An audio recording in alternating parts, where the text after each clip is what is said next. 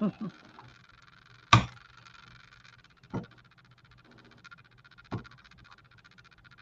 right, we're live. I'm currently trying to share this so everybody can watch.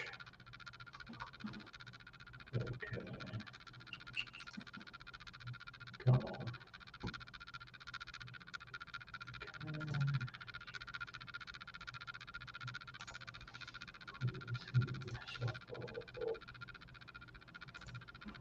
There we go. All right.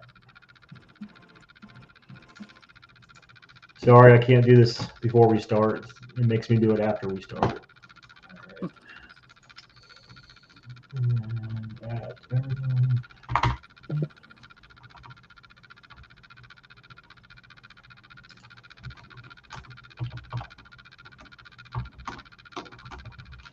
All right, we're good. All right.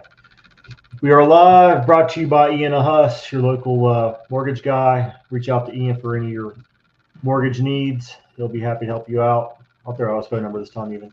937-609-8092. We lost Rhino. All right. We got, there he is. We got Bryan Schmidt on from Tiger Fitness, the head guy from that team.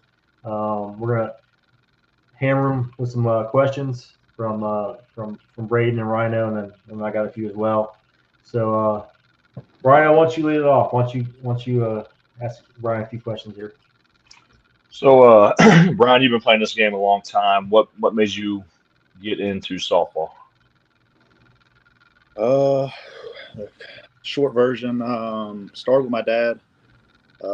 Just going to the park with him when I was a kid, watching him play all over the city, Queen City, or it was Rumpke, Eggleston, all over the place. And I was like 12 years old. I started being like the emergency guy, so I'd go to the park wishing that 9 guys would show up. That way I could go play right field.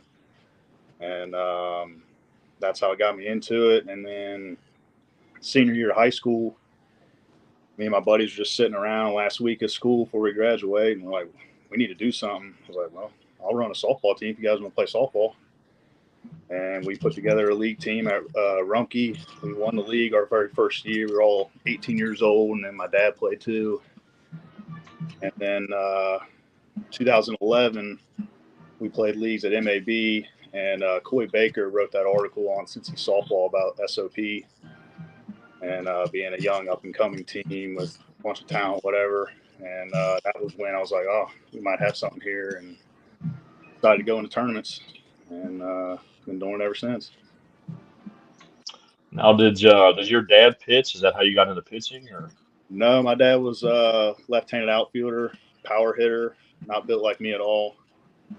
Yeah, he never pitched at all. I didn't start pitching actually until 2017. I should have started pitching right out of high school. I wish I would have, but I didn't. And I picked it up. Kind of got thrown into it in 2017 because we really didn't have a pitcher. So I was like, well, I guess I'll figure it out.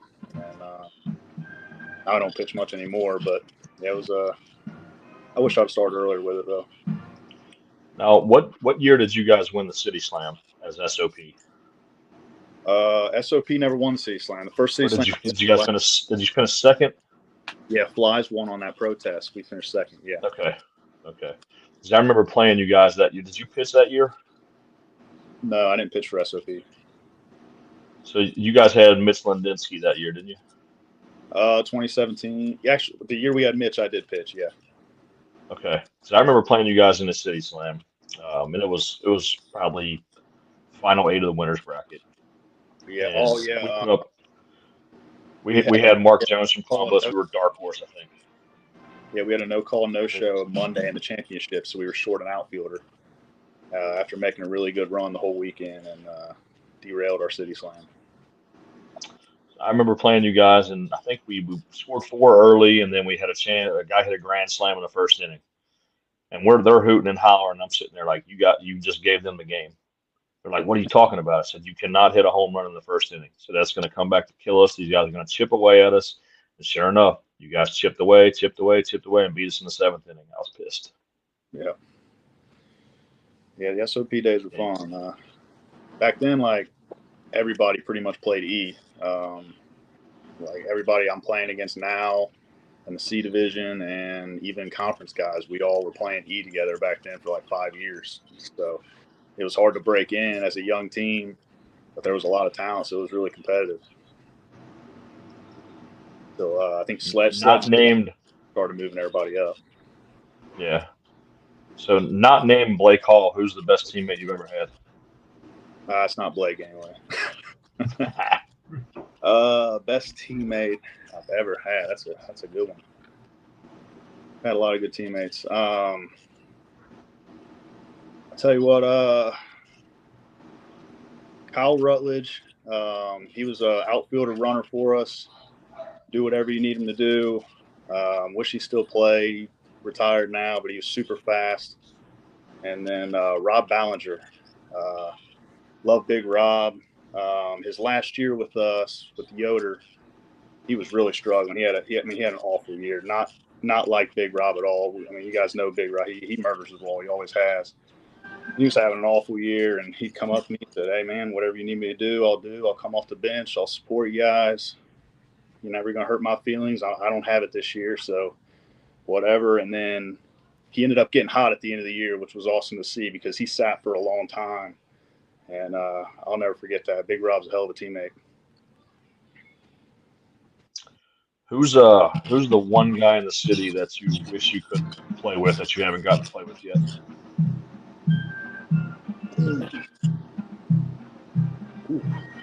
Yeah, in the city I wish I could play with. That's a tough one. I've played with so many of them. Or if I haven't played with them, I played against them.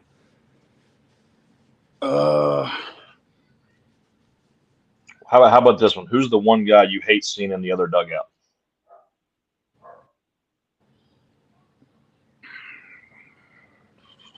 I'll probably say the hitter that I don't want at the plate when it matters would be KJ. When he's up, it's like automatic, you know. Yeah, that's true.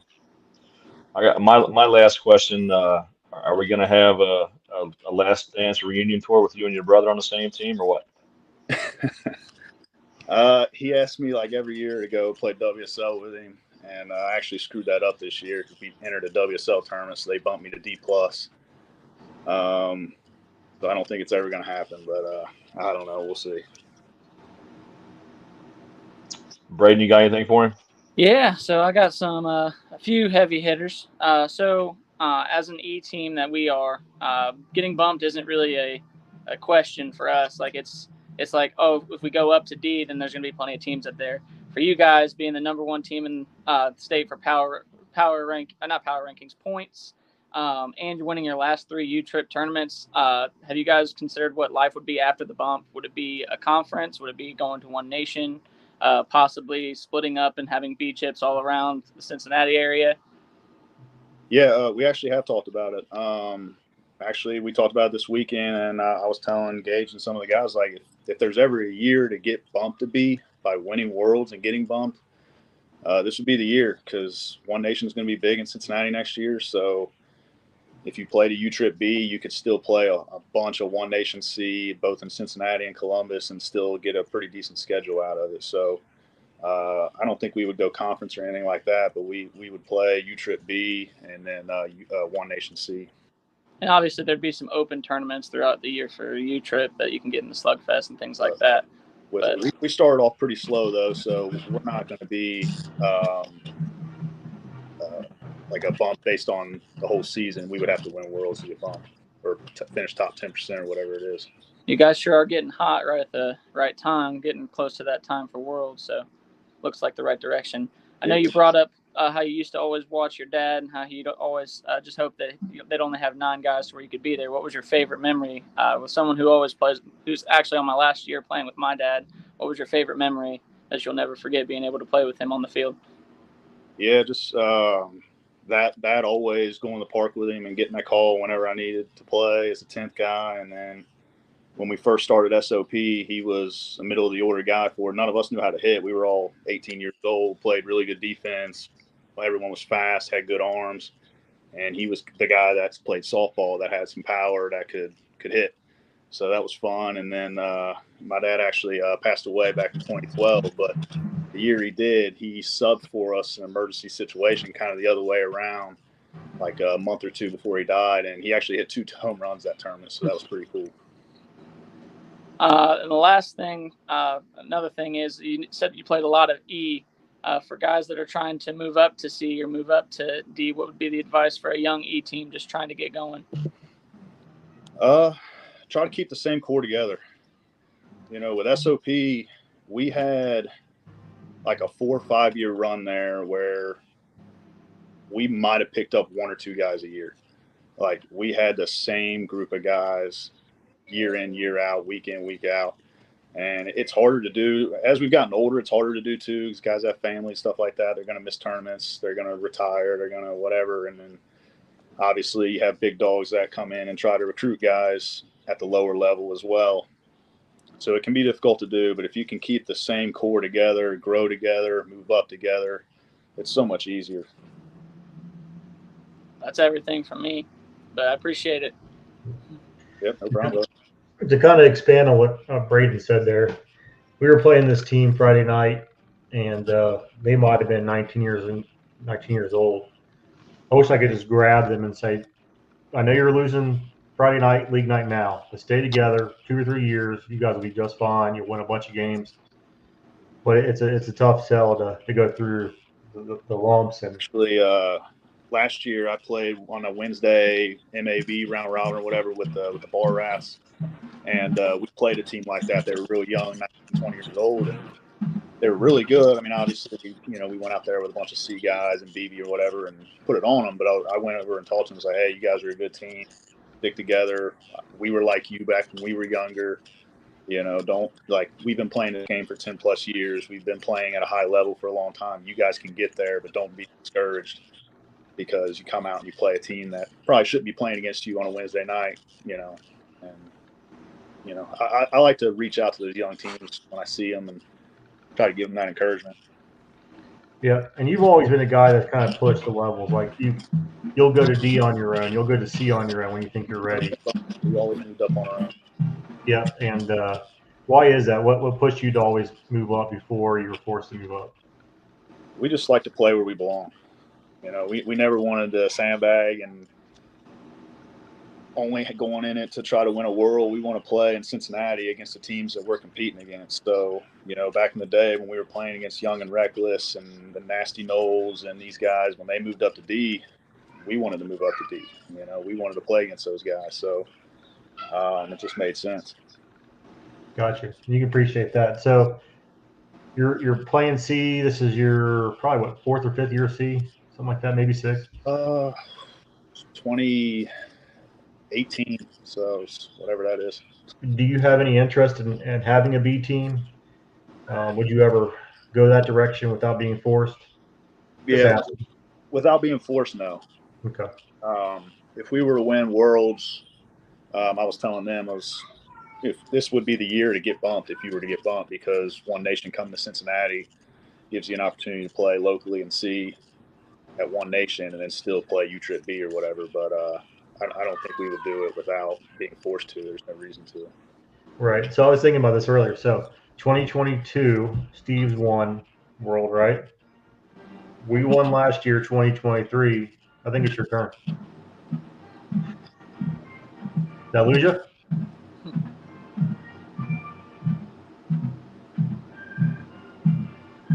Can you guys not hear me? Something just happened. Yeah, I got you now. Yeah, I can hear you. Okay.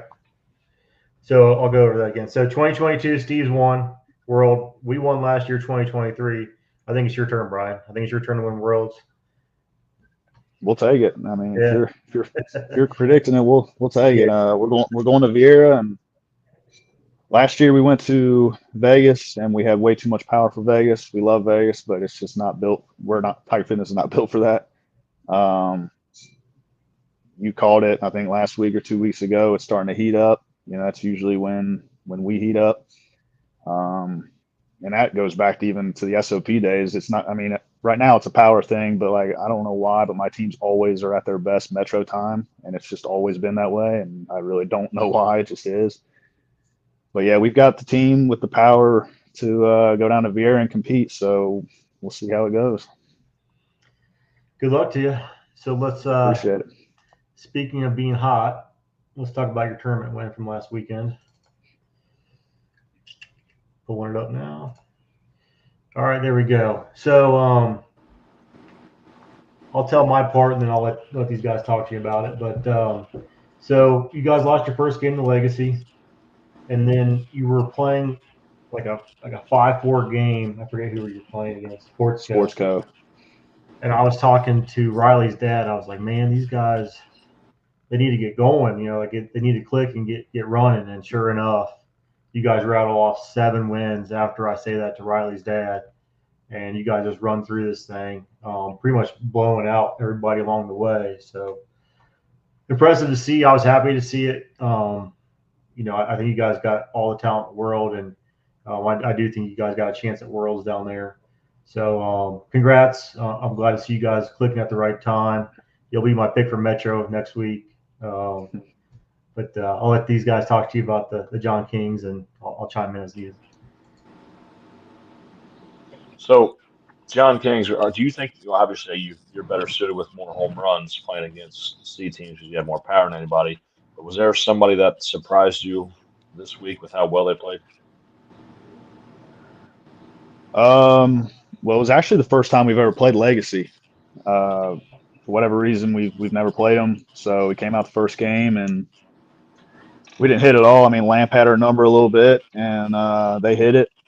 We got down and couldn't climb out of the hole, and then we were able to meet them again. And I think the first game we jumped on them too quick, and the second game though they came out competing, so they didn't roll over and die, and so that they were pretty impressive, especially for not playing. It's nice to play a team, especially a Cincinnati team that you've never played before. So I'm not sure if they had an all-tournament team or anything, but did you have an all-tournament team MVP? Yeah, Dan Tolbert was the MVP. He pitched 6 of the 8 games, and he would tell you that he don't deserve MVP because it was probably the worst he's ever hit in his life. But the last 4 games, he gave up 6 runs a game. I mean, he was dealing with the knuckleball, and that's against Flies and Legacy twice. I mean, that's to average 6 runs allowed is insane in the C level. Absolutely. And then Riley Mahan, he was our DHH, hit 735, 15 homers and 33 RBIs. And then Blake Hall was hit 778. Those were our all tournament.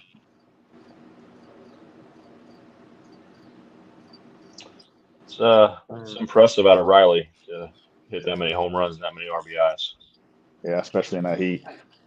Yeah, he's a good player. Yeah, Riley's a good one for sure.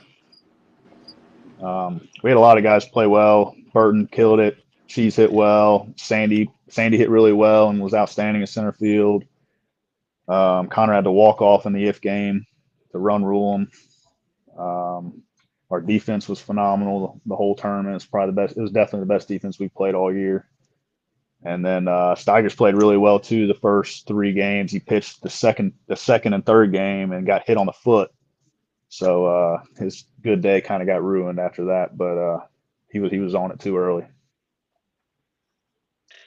You guys off this weekend before the Metro? Yeah. Yep.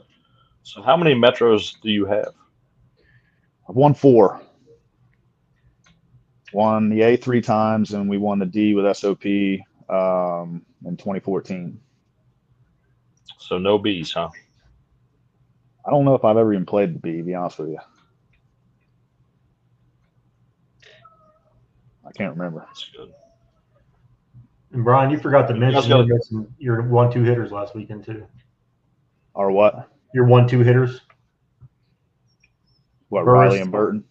Oh yeah, that's right. Yeah, we didn't have Burris, we have Bur yeah, Burris and Cody were in street clothes all week or all Saturday. Cody had knee surgery about 6 weeks ago. He actually got cleared to hit on Tuesday, so he's trying to make it back for the Metro. And Burris has had a stress line fracture in his wrist, so he's also supposed to be back for the Metro. Yeah, those are two big bats not having in the lineup. Yep. And you guys still rolled through 7 straight. Damn impressive. Yeah, we've got some pretty good depth. Some guys stepped up too. Guys like Sandy and Blake, at the bottom of the order, rolling it over all day, and especially with no burst there. So we let off Riley, and then Blake was hitting last and hit 778. So it didn't affect us at all. I heard Colin said something to Blake about Colin. I forget what he said. Do you remember what he said to Blake? Yeah, he said if Blake's going 3 for 4, it's just not your day. I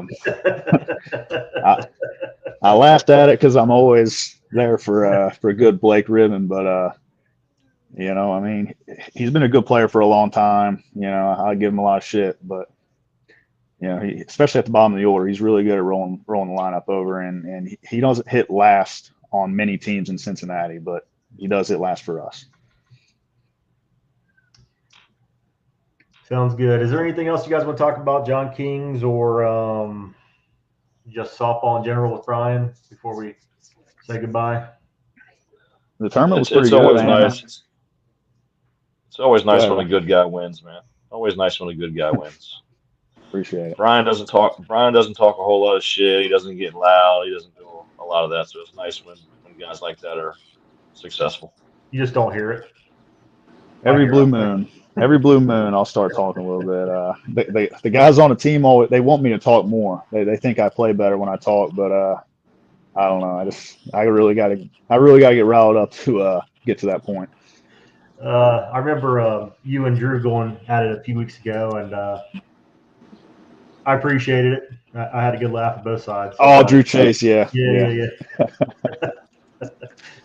Yeah. I don't even remember what you guys were arguing about, but I enjoy every bit of it.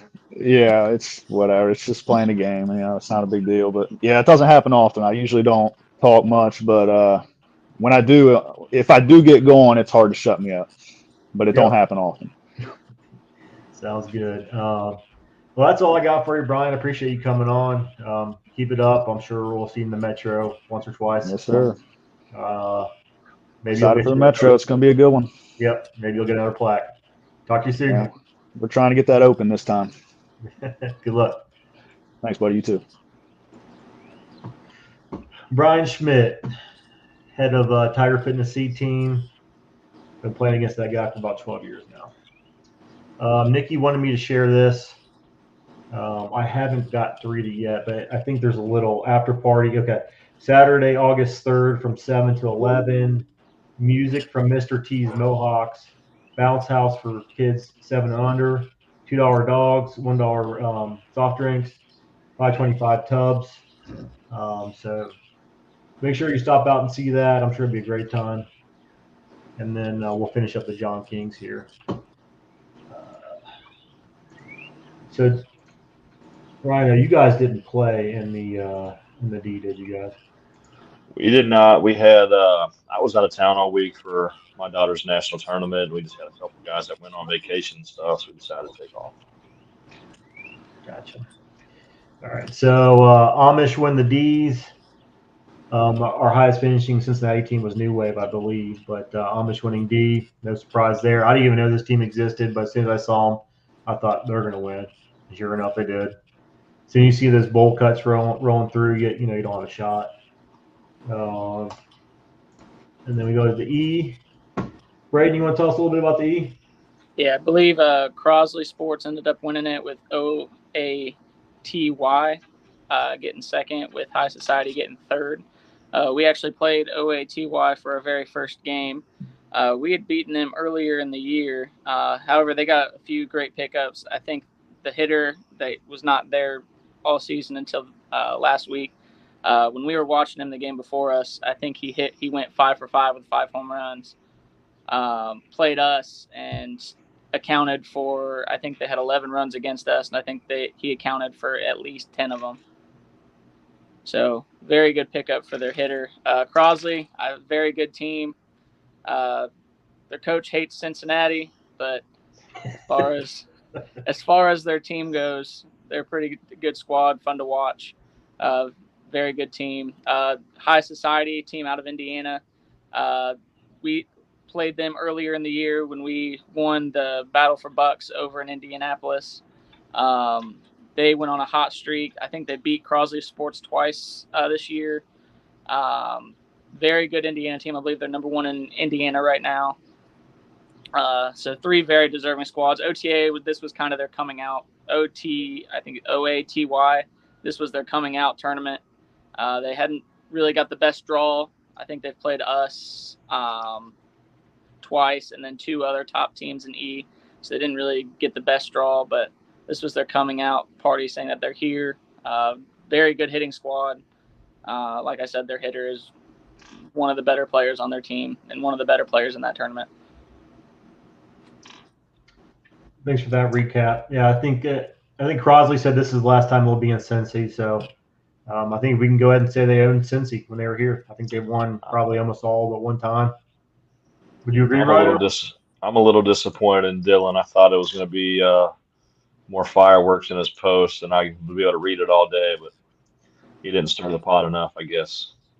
Dylan, I'll crown you. You guys owned us. You owned our Cincinnati E team.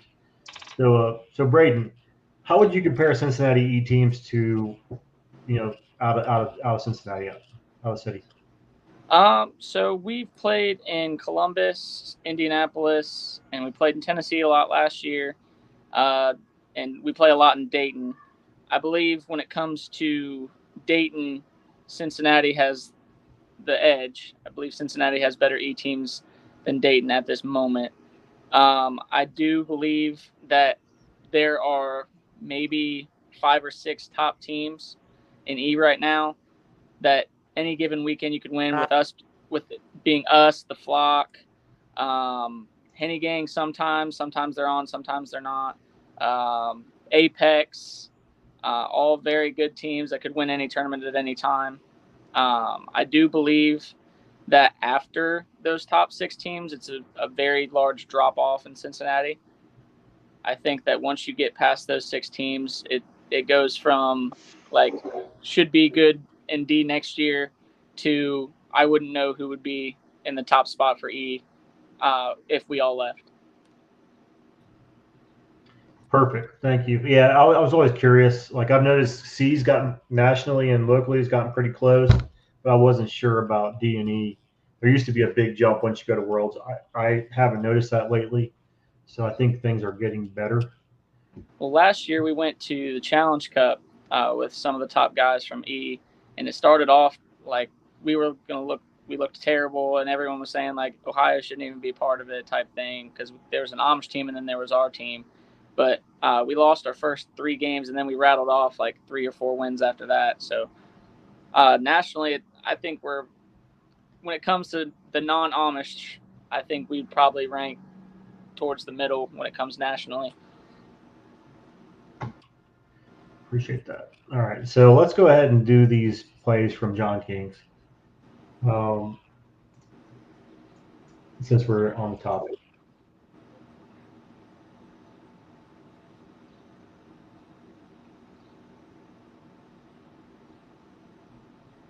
What do you guys think of that? You see what happened right now? Doug's laying down the whole time. Is that the middle infielder playing that shallow and the second baseman went behind him?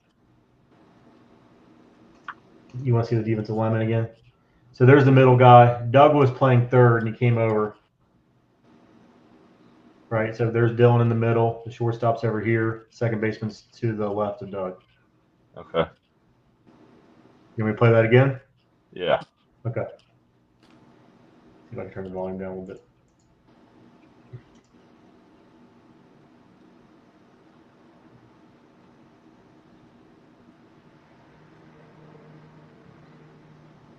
Looked like he was about the guy on the ground about made the play itself. I've seen Doug do that a time or 2. Did he get a glove on it? Yeah, he got a glove on it. So what do you think of that when he does that? Me personally, yeah, I'm not going anywhere near him because he's not going to let me hear the end of it if he catches it. So I don't even go anywhere near that if he starts laying on the ground. I'm going to go somewhere else.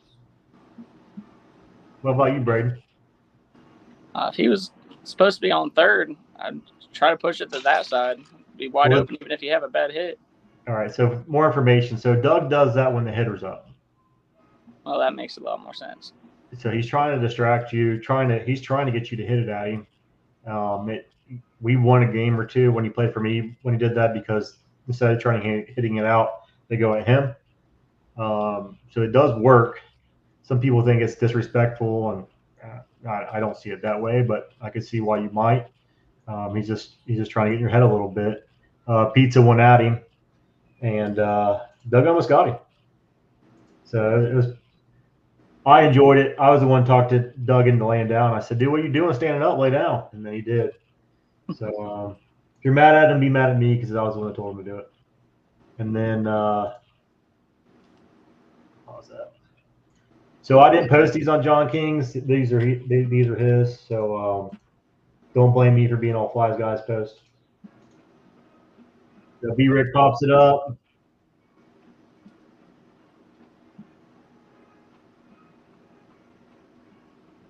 I'm first. I like to see that out of an umpire, though. Yeah, you do appreciate that, Lou. He's watching too. So I told Lou this is one of the worst games he's done, because I do think he's really good. But this was that game, and he hustled out there, so maybe I was wrong.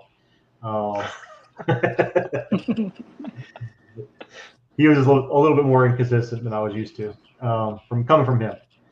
But how big is that play when you have a guy tag up there? I don't think guys realize how much that changes. I know personally, my batting average would probably go up about 150, 200 points, just because now I can use the middle of the field, right? Anytime you can hit with a guy not on first base at second or third, your average is going to increase significantly. Absolutely.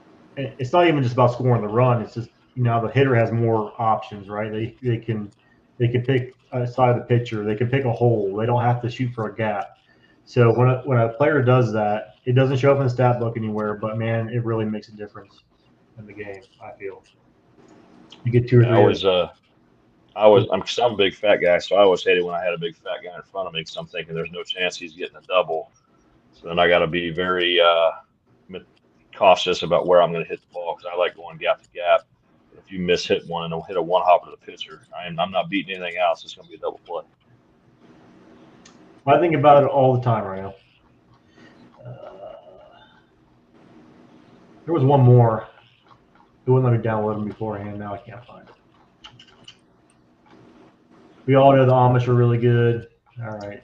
There was a play at the plate that was on here. I can't find now. But so those are the plays that I had from John King. Please send them in every week. We'll show them. We'll talk about them. We won't make fun of you too much. I saw something about how there was a hitter for Crosley hit one about 450 feet into the parking.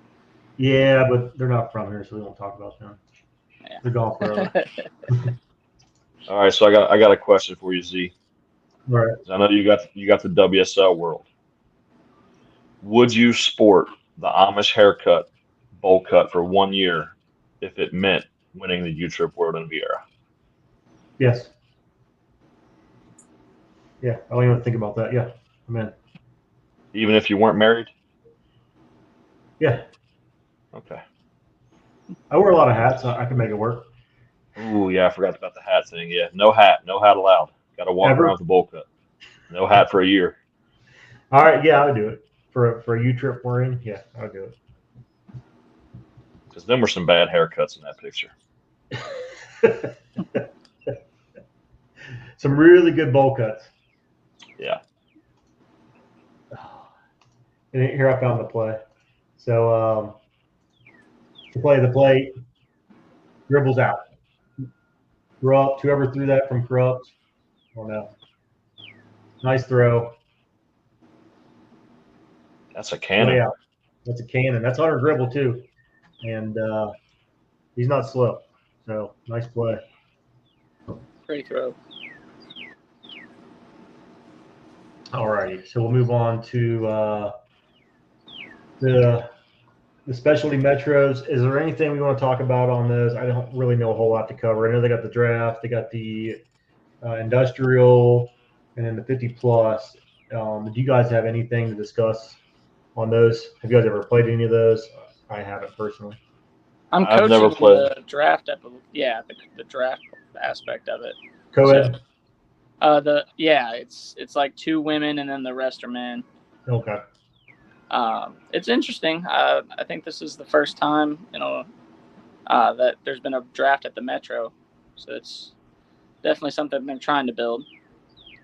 They were talks of next year of possibly having like a live draft where everyone can follow along for each pick and go from there and talk crap about who was a first round pick and who wasn't. But it's very it's the starting process of if they want to do it or not. Yeah, I like it. Maybe you get to play the Metro, and you might not have a chance otherwise, right? Or you can just play on Saturday only and not have to play throughout the week. Right. So yeah, that is nice. How'd the draft go? It wasn't too bad. She gave us all a list, and we just kind of went through. I do recommend for next year possibly of what positions they played. At one point, me and my co-coach, we were just looking up people on Facebook and seeing if they looked like an athlete or not. Yep. So once you get lower in the draft and you don't really know the people without positions or anything like that, you're just kind of like, this guy wears a small, so he must play outfield. So. Yeah, that's what we do in the regular Super Draft too, right, Rhino? Yes, sir. I remember the year I won it, I spent 40 hours at work researching players. This guy's Facebook picture, his stance looks awful. We're not taking him. And that's how it really was. It's just like if he, at one point we were at the part of the draft where no one knows anybody, so we were just kind of like, this guy looks like he can play. This guy looks like he plays softball sometimes, or this guy looks like he's never stepped off his couch. Like it was interesting. So there's always can be improvements, but for a first year, I mean, it was nice, and we'll see how it goes in the future if they plan on adding anything or anything like that. Totally off topic here, but are we gonna do a Metro preview show before the draw? Because the tournament starts on Wednesday. Oh, when you want to do it? I don't know if we should do one Monday night or not, because they'll have the team list, everything finalized, because we do that tomorrow. I can do Monday. Can you do Monday, Braden? Yeah, absolutely. Works for me. Can you do Monday right now? Yeah, we'll figure something out. Okay, let's plan on that. And then I know everybody gets excited about coming on for Metro. Obviously, we can't have anybody. I won't say it's first come, first serve, but the sooner you can get to me, the more likely, I'll say. One last one. Brian, let me share this one. Walk off against Legacy. Who? I'm sure Connor didn't ooh that one at all. Oh, I'm sure he did.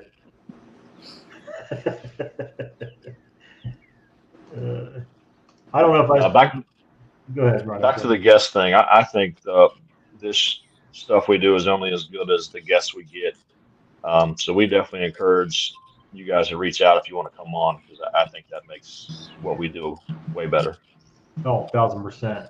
We can only do so much, and I don't have much to give anyways. So, all right, here we go. Oh, yeah. Story about Connor. I probably told the story 1,000 times, so sorry if I told it to you guys already. But you guys know Matt Tucker. He played outfield for me. One of the most sure-handed outfielders I've ever seen. He's not necessarily the fastest, but if he gets to it, he's catching it. Anyways, ball hit at him from Connor. Tuck stood there for like 2 seconds, and then he, in left field, just walked away. He got out of the way of it in left field. That's how hard Connor hit that ball. He was knuckling at him. He said, nope, noped out. That guy's played conference. Tucker has. He's seen it all, and sure enough, he still walked away from Connor because Connor hits it that hard. Impressive. All right. Last but not least, WSL Super State. All right, we got 2 women's teams. I'm not sure how they're going to do that. Good luck to them. Men's has 3, Mo, Redeemed, Extreme. I'm not sure if they're combining with the E. I haven't seen much about this tournament, to be honest. And then for E, we have Born and Raised, Dirty Dogs, 8s, FOE, Miami Valley Anarchy, Nasty Boys, Natty Redlegs, Outcast, Team Sting, the Woodpeckers, TigerFitness.com, Birdman Creations, moving from D to E, and Wilson Concrete. Who do you guys like in the E this weekend? I'm going to take the Woodpeckers. Woodpeckers is probably going to win that one. If I was guessing on that one. Is there any reason to not pick Natty Red Lakes? This weekend? No, I think we're as full strength as we can get. Andrew Arnold pulled his hamstring again, so he's out until probably Panama, but he may be the only one we're missing this weekend. All right, I'm going to use my profit boost on this game and pick the Natty Red Lakes. The rec, we got 1st and 10 all day, American Made, Cincy Freeze, Dirty Birds, Free Agents, Live Action, NKY, Woodpeckers, Outlaws, Blue Chew, Queen City Slammers, Relentless Reloaded, Sack Attack, TOG, Waterboy. Who do you guys like in the rec? I heard that free agent team's usually pretty good, and Relentless actually made a pretty good run at their last rec tournament that they did. But I'm going to go with the free agents. Free agents? Do you like Ryan? I just like the name Sack Attack.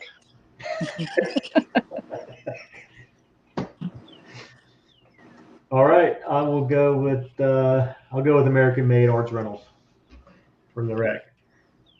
So that's all I had for this week. Is there anything else you guys want to talk about?